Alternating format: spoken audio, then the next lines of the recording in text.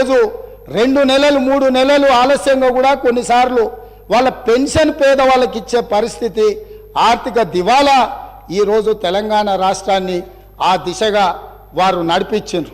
ఈ రోజు GHMC greater హైదరాబాదులో కాంగ్రెస్ పార్టీ సృష్టించిన ఔటర్ రింగ్ రోడ్ 159 కిలోమీటర్ల ఔటర్ రింగ్ రోడ్డును ఆనాడు కష్టపడి 6500 కోట్లతోని 6000 ఎకరాల భూసేకరణతోని ఒక అద్భుతాన్ని కొన్ని లక్షల కోట్ల రూపాయల ఆస్తిని మేము సృష్టిస్తే 7300 కోట్లకు ఈ ప్రభుత్వాలు తెగనమ్ముకొని బంగారు గుడ్డు పెట్టే బాతును ఒకటేసారి కోసుకొని తిన్నారు అధ్యక్ష।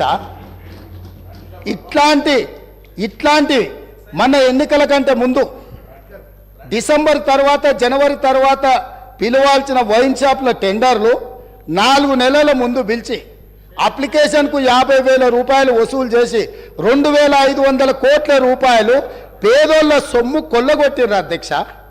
సో ఇవాళ 4 నెలల ముందే ఇట్లాంటి పాపాలకు పాల్పడి ఉన్నదంతా తెగనమ్ముకొని వచ్చేవాడు కనీసం నిలదొక్కుకోవడానికో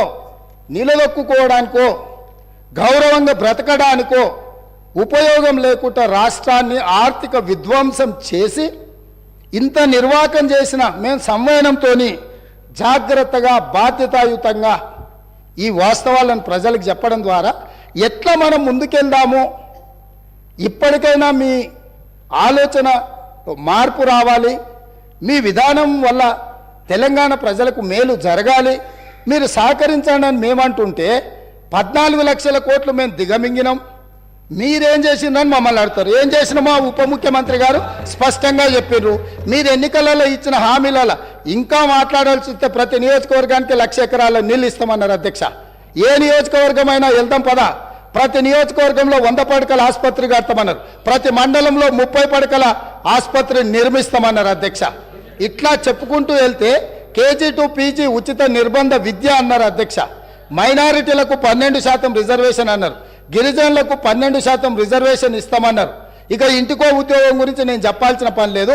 తెలంగాణ రాష్ట్రం వచ్చినప్పుడు ఇదే సభలో మేము అక్కడుండి మేము చిన్నారెడ్డి గారు మేమందరం ప్రశ్న అడిగితే మాజీ ముఖ్యమంత్రి చంద్రశేఖరరావు గారు ఇక్కడనే నిలబడి మొట్టమొదటి శాసనసభ సమావేశంలో రాష్ట్ర విభజన సందర్భంగా 1,07,000 పైచిలకు ఉద్యోగ ఖాళీలు వచ్చినాయి, ఇంకొక సంవత్సరం లోపల పరిపాలనా సౌలభ్యం కోసం ఇంకొక 50,000 ఉద్యోగాలు భర్తీ చేసుకోవాలి, సంవత్సరం తిరిగే వరకు 1,50,000 ఉద్యోగాలను భర్తీ చేస్తాను ఇక్కడి నుంచి ఆనాడు చంద్రశేఖరరావు గారు అన్నారు। వీరే నియమించిన PRC committee chairman Biswal IAS officer గారు ఏం నివేదిక ఇచ్చిండ్రు, 1,91,378 ఉద్యోగ ఖాళీలు ఉన్నాయని 2020-21లో వారు నివేదిక ఇచ్చారు। తెలంగాణ రాష్ట్రం వచ్చినప్పుడు 1,07,000 పైచిలకు ఉద్యోగ ఖాళీలు ఉంటే 5 సంవత్సరాల ప్రయాణం తర్వాత 6వ సంవత్సరము 1,91,000 ప్రభుత్వ ఉద్యోగాలు ఖాళీలు ఉన్నాయని మీరు నియమించిన పిఆర్సీ చైర్మన్ బిస్వాల్ గారు ఇచ్చిన కమిటీతోని ఈరోజు నివేదిక వచ్చిందంటే మీరు వచ్చినాక కొత్త ఉద్యోగాలు నియమించినరా, ఉన్న వాళ్ళ ఉద్యోగాలు ఊడిపోయినాయా? ఇట్లాంటి విషయాల మీద ఇన్ని తప్పులు చేసి రాష్ట్రాన్ని మొత్తం ఎందుకు పనికిరాని మొత్తం దివాలా తీయించి చేసిండ్రు, బాగుంది। సరే వాళ్ళు ఏమంటారు, అయ్యా మేము లోపభూయిష్టంగా పరిపాలన చేసినాం, మీరు ఎవరికి చెప్పకూరి మా సిగ్గు పోతుంది అంటారు। వాళ్ళ సిగ్గు పోతుంది నిజాలు చెప్తే బాగానే ఉంది అధ్యక్ష, ఊరుకుంటే మన ప్రాణం పోయేటట్టు ఉంది కదా అధ్యక్ష। వాళ్ళ సిగ్గును కాపాడాలనా, 4 కోట్ల తెలంగాణ ప్రజల ప్రాణాలు కాపాడాలనా, వాళ్ళ ఆస్తులను వాళ్ళ హక్కులను కాపాడాలనా? ఇట్లా చెప్పుకుంటూ వెళ్తే ఎన్నో విషయాలు ఉన్నాయి। కాబట్టి మీ ద్వారా నా సూచన మిత్రుడికి, బేసిజాలకు పోకండి, ఇంటికాడ ఆయన నుండి టీవీ కంటిన్యూస్గా చూస్తాడు, వెళ్తే మీకు ఇబ్బంది ఉంటుంది, కొంత వివరణ చెప్పుకోలేరు, మీ సమస్య మేము కూడా అర్థం చేసుకుంటాము। కాకపోతే ఈ ప్రభుత్వంలో వెట్టి చాకిరికి విముక్తి కలిగించినము కాబట్టి మీరు స్వేచ్ఛగా ఉండండి। వెట్టి చాకిరి ఆనాడు కాంగ్రెస్ నిషేధించింది, ఈరోజు మళ్ళీ తెలంగాణలో ఇందిరమ్మ రాజ్యంలో ప్రజాపాలనలో వెట్టి చాకిరి నిషేధించినము। స్వేచ్ఛగా ఇప్పటికైనా నిజాలు ఒప్పుకొని ముందుకు రావాల్సిందిగా మా మిత్రులకు నేను సూచన చేస్తున్నా సార్। బీజేపీ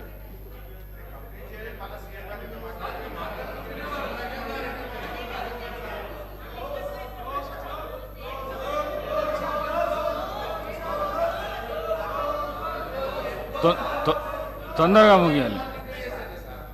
అధ్యక్ష ఒక్క విషయం సార్ స్పీకర్ సార్, ఒక్క విషయం దయచేసి మీరు ఆలోచించండి. నేను ఉదయం మాట్లాడుతుంటే 9 మంది ముఖ్యమంత్రి గారితో సహా 9 మంది మంత్రులు లేచి మాట్లాడితే నేను ఎంత డిస్టర్బెన్స్ అధ్యక్ష. అంటే బేసికల్లీ మీరు ఏంటంటే నన్ను మాట్లాడనీయకుండా పదే పదే అడ్డుపడే ప్రయత్నం. ఇప్పుడు కూడా నేను మాట్లాడుతూ ఉంటే 2 సార్లు ముఖ్యమంత్రి గారు లేస్తారు, 2 సార్లు ఉప ముఖ్యమంత్రి లేస్తారు. అంటే మీరేంటంటే ఒక స్ట్రాటజిక్గా ప్రతిపక్షాన్ని మాట్లాడనీయొద్దని పదే పదే నేను లేవగానే ఒక మంత్రి గారు లేస్తారు, ఆయనకు 10 నిమిషాలు ఇస్తారు, లేవగానే ఇంకో మంత్రి గారు లేస్తారు, ఒక 10 నిమిషాలు ఇస్తారు. ఇది కరెక్ట్ కాదు అధ్యక్ష.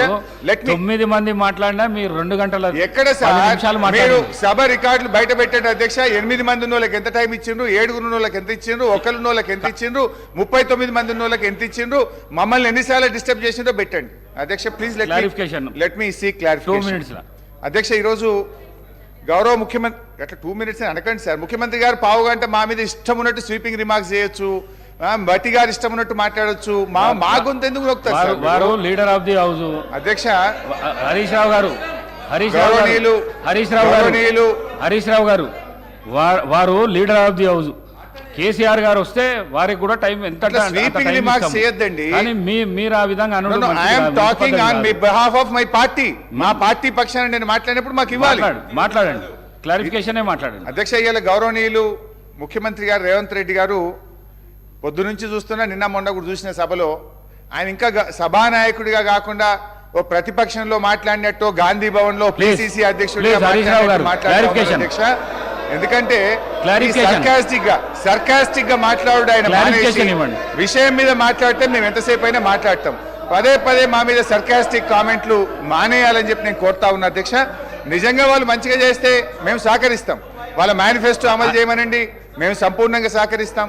వాళ్ళు మంచి పనులు చేయమనండి, మేము సహకరిస్తాం. ఇలా కాళేశ్వరం మీద మళ్ళీ వారు మాట్లాడుతూ వారు ఈరోజు మేము అన్నదేంటి అధ్యక్ష, మేము ఆ రోజు అన్నది కాళేశ్వరం మీద 83 వేల కోట్ల రూపాయలు అప్పైతే వీళ్ళ నాయకుడు రాహుల్ గాంధీ గారు 1,00,000 కోట్ల అవినీతి జరిగిందని తప్పుదో పట్టించిండ్రు అని చెప్పి మేము మాట్లాడినాం.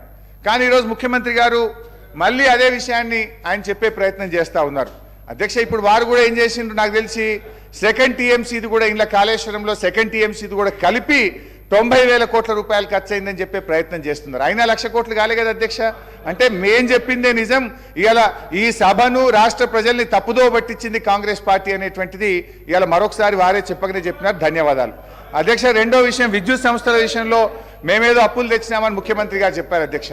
2014 సంవత్సరంలో ఈ రాష్ట్రాన్ని మాకు అప్పజెప్పినాడు విద్యుత్ సంస్థల ఆస్తుల విలువ 44,438 కోట్ల రూపాయలైతే ఈ రోజు మేము క్రియేట్ చేసిన ఆస్తుల విలువ 1,37,571 కోట్ల రూపాయల ఆస్తుల విలువతో ఇవాళ మేము వాళ్ళకి అప్పగించాం అధ్యక్ష. చివరిగా అధ్యక్ష, ఆర్టీసీ విషయంలో ఆర్టీసీ కొత్త బస్సులు కొనుక్కోవడానికో సంస్థను బలోపేతం చేయడానికి మేము గ్యారంటీ ఇచ్చినామే తప్ప ఆ డబ్బులు ఏదో రాష్ట్ర ప్రభుత్వం వాళ్లే. నేను మీ ద్వారా గౌరవ ముఖ్యమంత్రి గారిని కోరుతా ఉన్న అధ్యక్ష, ఆర్టీసీ ఉద్యోగులను ప్రభుత్వ ఉద్యోగులుగా గుర్తిస్తూ మేము నిర్ణయం తీసుకున్నాం అధ్యక్ష. ఆ రోజు దయచేసి ఆ డేట్ ఆఫ్ అపాయింట్మెంట్ డిసైడ్ చేసి కొత్త సంవత్సరంలో ఆర్టీసీ ఉద్యోగులకు ప్రభుత్వ ఉద్యోగులుగా వేతనం ఇవ్వాలని మీ ద్వారా గౌరవ ముఖ్యమంత్రి గారిని నేను కోరుతా ఉన్నా అధ్యక్ష.